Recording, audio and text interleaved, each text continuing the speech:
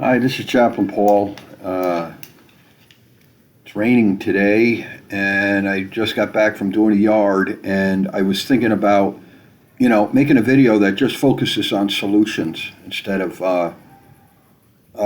making a video and telling people what's going on in long-term care and the experience that I've been through and the failure of our elected officials to honor their oath by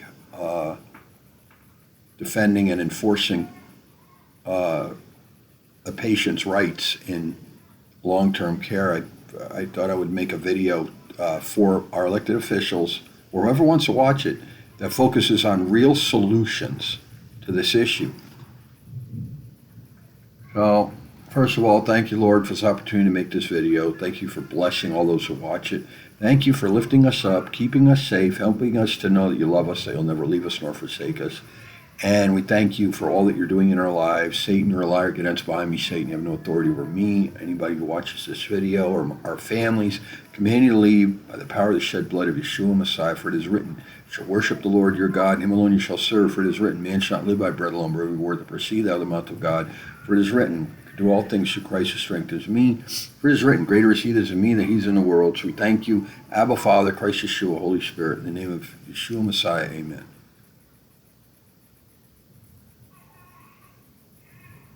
The first thing is there's a provision in the state budget that will train up caregivers. And there was no money put into that program. If we could get money put into that millions of dollars funding that program and train up good, compassionate, kind, loving, honest caregivers, then we can make it law that each facility has to have a certain amount of these caregivers, 10 or 20. And they make it law that, because what you don't want to do is say, okay, it's a law, but then they only give them a 1 hour week. They have to be given, there has to be some sort of mechanism to make sure that they're not shunned or given very little hours. There's a certain amount of hours that they're required to give them, like 40-hour work week.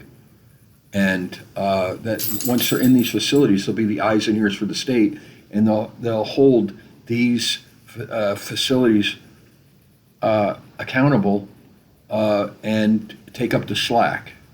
That's one thing. There's no chaplains that are in these facilities. There needs to be good, spirit-filled, in my opinion, Christian or Jewish chaplains, long-term care community chaplains that are dedicated to helping facilitate certain needs for the patients that these facilities, it's not even on their radar. Spiritual needs, helping to facilitate other needs that their chaplains can do that these facilities don't provide. And to help encourage the staff, the patients, the family members, help to give them information about church, about different programs, counseling, a whole variety of things that chaplains can do, praying, calming down the pain. Chaplains can spend more time with the patients in their room than the staff can. Chaplains can bring in volunteers. And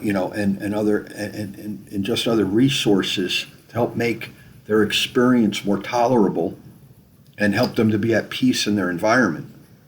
There's no law that says that chaplains are required in long-term care. They're required in hospitals and prisons, but not in long-term care. So take the law that exists and just add chaplains. Have it be a minimum of 2. They could be trained in-house, and they have their own budget and office. So in other words, they're not part of the activities department. They have their own office, their own budget, and even money given by the state to help fund that budget so they could buy the resources and materials they need to share with the patient's staff and family members. The statute needs to be changed back. The legislature changed the statute, so now long-term care lawsuits are no longer being awarded attorney's fees.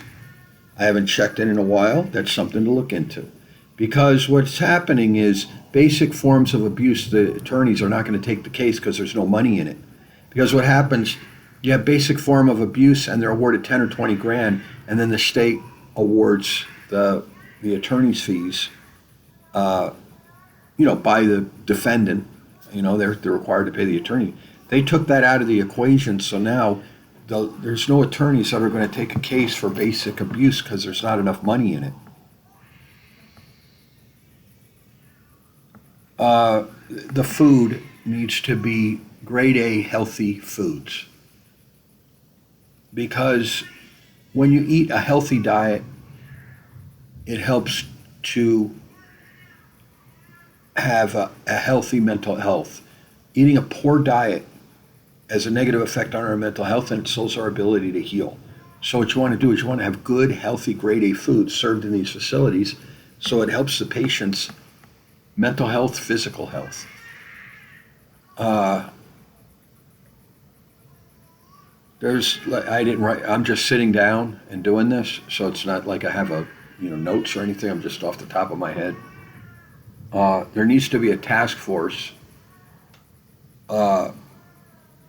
created by the governor under the jurisdiction of the Attorney General that is comprised of teams made up of one state official, one RN, 2 CNAs, to walk those halls, surprise visits, unannounced, nights and weekends, go into these facilities, randomly examine the patients for signs of neglect, abuse, and mistreatment. And when such evidence is found, these teams be given the power to fine. They would give a warning, then a fine, then there's charges, then there's arrests, then they go to prison for treating human beings like animals, and having them wait hours to be changed, even all night long to be changed and cared for. It's inhumane, it's criminal. In the Audit General's 2022 audit, and on page 14, there's a direct recommendation for the legislature to create a task force to hold our health services accountable, to make sure that they're doing their job and make sure that they respond in a timely manner to complaints, and make sure that these patients are protected, and make sure that, in that audit, it was uncovered that there's facilities, 300, 400, 500 complaints, no arrests, and the place is still open. That's why you need to have government oversight. Say, well, the government doesn't regulate itself. Well, I'm sorry, you're going to have to, because people are dying. Somebody has to oversee our health department and these departments, the Arizona Long-Term Care Licensing Department, the Adult Protective Services, and the Arizona Long-Term Care Ombudsman, and oversee those departments to make sure that doing their job and doing it effectively in order to save lives, in order to create a better living conditions for these people. There's reforms in that audit that still have not been implemented yet, and here it is 3 years later. There needs to be public hearings that rein in these department heads and have them testify in front of committee, have experts, have volunteers, clergy like myself, have family members, staff, owners, employees. You subpoena them, and you have, if you have to do it by Zoom, if the patients or family members, or if they're too far away, or if these, the people are just live too far away, they can do it by Zoom.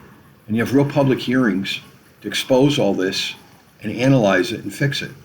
And you have real town hall meetings to educate the public on how they can better protect themselves when when a family member goes into one of these facilities, and what we need to do as a nation and as a state to make sure that our elected officials honor their oath of office by making sure that all long-term care laws, regulations, and rights are fully enforced, fully protected,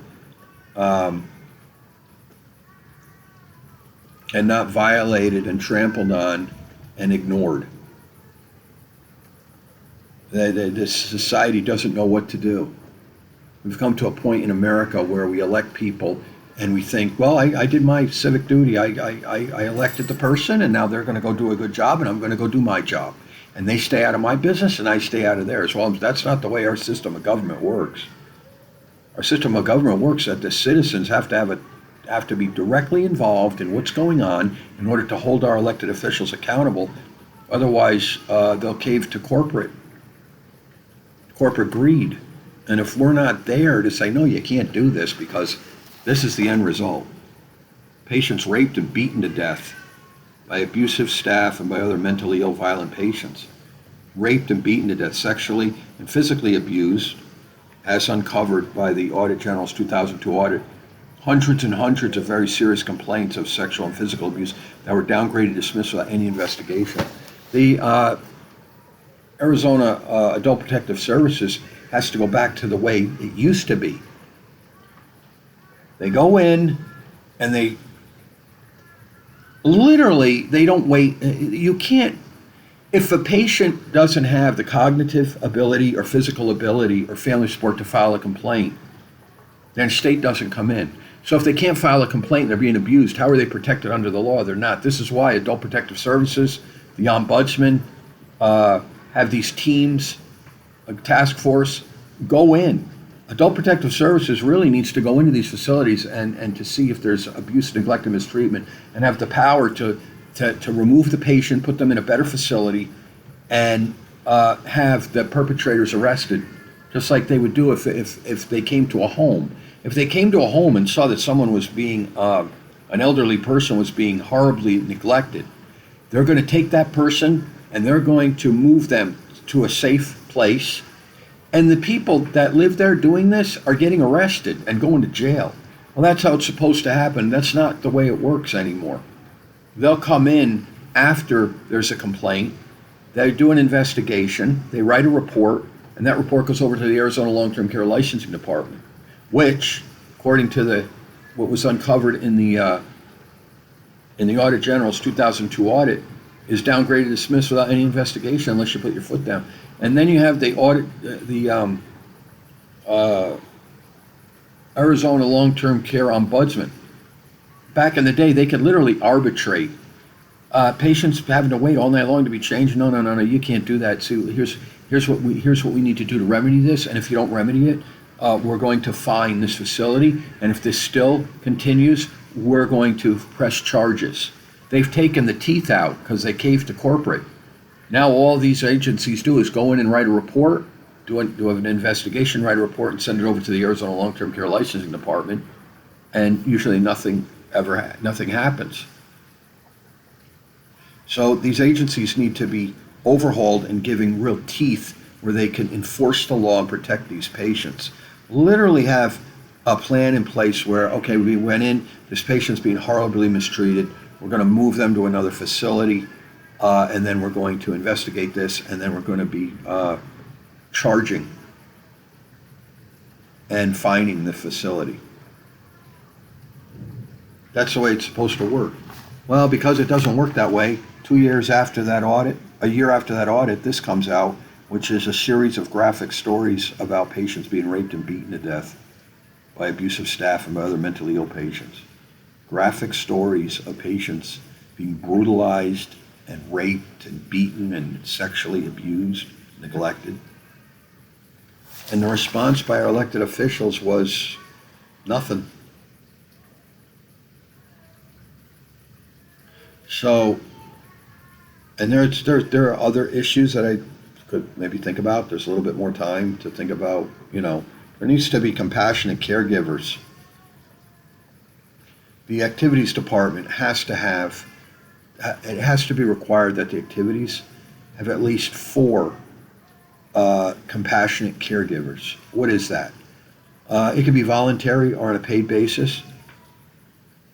People that sit for a minimum of an hour with the patient so that they could calm down, be able to get things off their chest, make sure their needs are met, make sure that they feel loved, make sure they're validated, And just like having a friend or family member come and sit with them who cares about them, that's what these compassionate uh, caregivers would be. Again, the activities department doesn't have time to sit with a patient for 2 hours or an hour. It's not geared that way.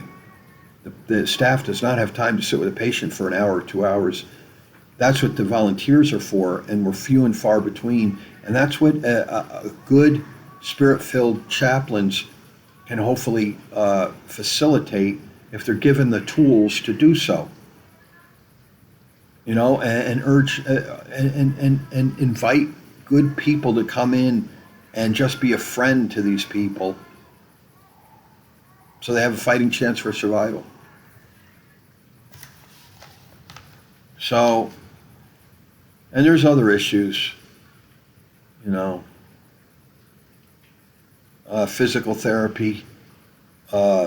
They play games with that. The food is awful for the most part. The living conditions are horrific. If you go into some of these facilities and look around, prison, you would think that each room should have bars because it mirrors a prison. It's depressing,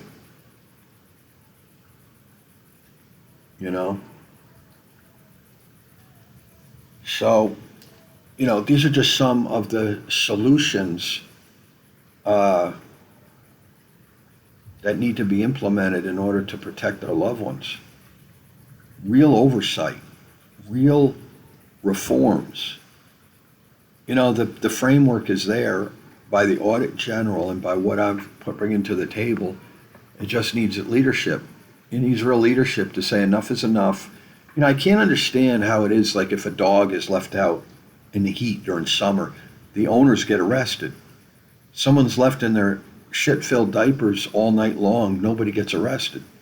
Are dogs more valuable to society than human beings? Sexually and physically abused. Physically abused. They come in to change you and they're tossing you around like a rag doll. Not only that, they're not fully cleaning you.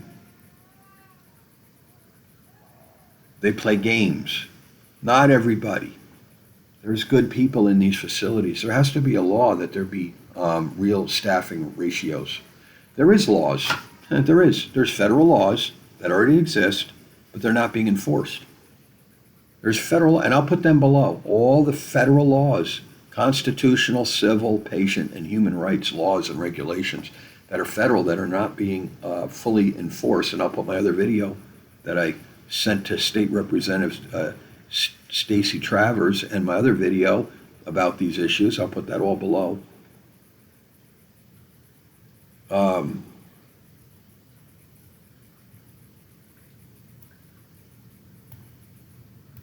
There are laws that already exist that say no patient should wait hours to be changed. No patient should be denied their medication. No patient should be waiting hours for it to be fed. No patient should be yelling for help, and people don't come immediately. This is what's happening. Patients deserve to be treated humanely. Not only that, it's federal law that they be changed and taken care of in a timely manner. What's a timely manner? Well, how long would you want to be waiting? Would you want to be waiting hours? I would think, to be fair, 20 minutes. Anything over 20 minutes is abuse. 20 minutes is more than enough time to get somebody in that room and to get the ball rolling.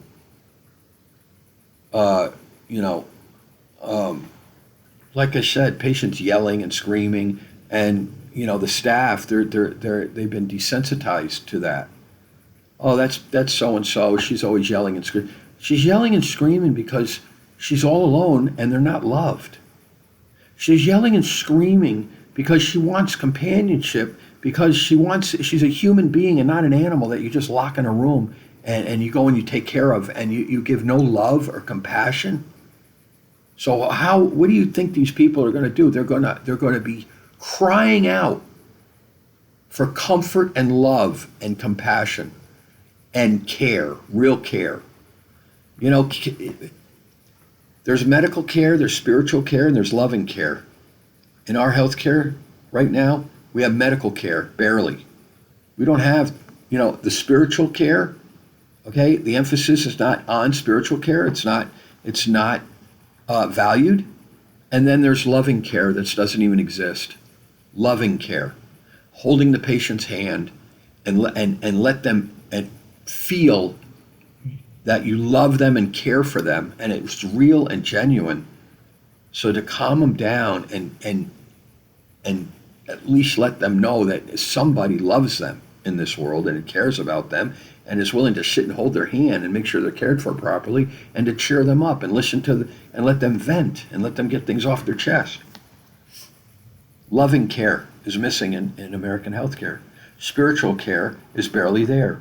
We have medical care that's broken. That's what we have, and it's horrible. It's a living hell on wheels in a lot of respect. No patient should live in fear of being sexually and physically abused, raped, and beaten to death by abusive staff and by other violent patients. No patient should have to live in fear that their medication is going to be withheld if they speak out in defense of other patients, or if they speak out in defense of themselves for being abused. No patient should have to be forced to eat processed pig slop, unhealthy processed pig slop.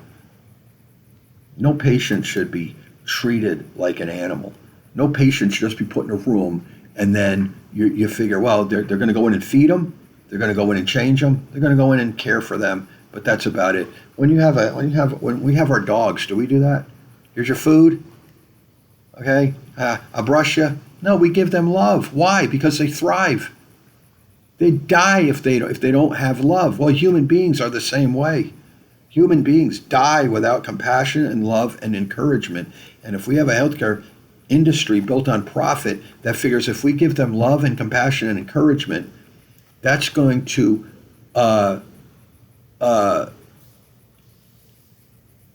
basically put them at a better level of mental health, and their physical health is going to improve. So now we're losing money. If they're mentally sound because they're receiving love and compassion and encouragement, then there's no need for psych meds and antidepressants. If they're being cared for and eating good foods and they feel good, then there's no need for all of the other things to counteract the symptoms that come from eating crappy food and being left in your soiled diapers all night long, and the anxiety, worry, doubt, fear, depression, suicidal thoughts. All that would be gone with a good chaplain, volunteers, compassionate caregivers, healthy foods, in a nice, comforting environment. They're not going to sell drugs. Not only that, the symptoms that occur because of neglect, abuse, and mistreatment, bed sores, rashes, infections, bloody blisters, okay, and other very serious complications, that wouldn't happen. So now they don't have no money. Their cash cow has now been gone. They're not the only way that they're going to do this is with laws and by force, because it's going to hit deep in their pockets, and there's no way they're going to give up their gravy train. So what you need to do is you need to really ask the question: who do you serve? Do you serve a God of love, or do you serve Satan? Are you elected to have a title and the prestige and to use it as a springboard so you get a high-paying job working for a corporate somewhere? Are you using it for a means to impress people? Or using it as what it's meant to be? You serve for a short amount of time, and while you're in that position, you do whatever you can by improving the safety and quality of care and living conditions in our state and our country by having a willingness of placing service above self and reaching out and helping others for the glory of God. That's it. And like Pastor Sean always used to say, Jesus loves you and so do I. Talk to you soon.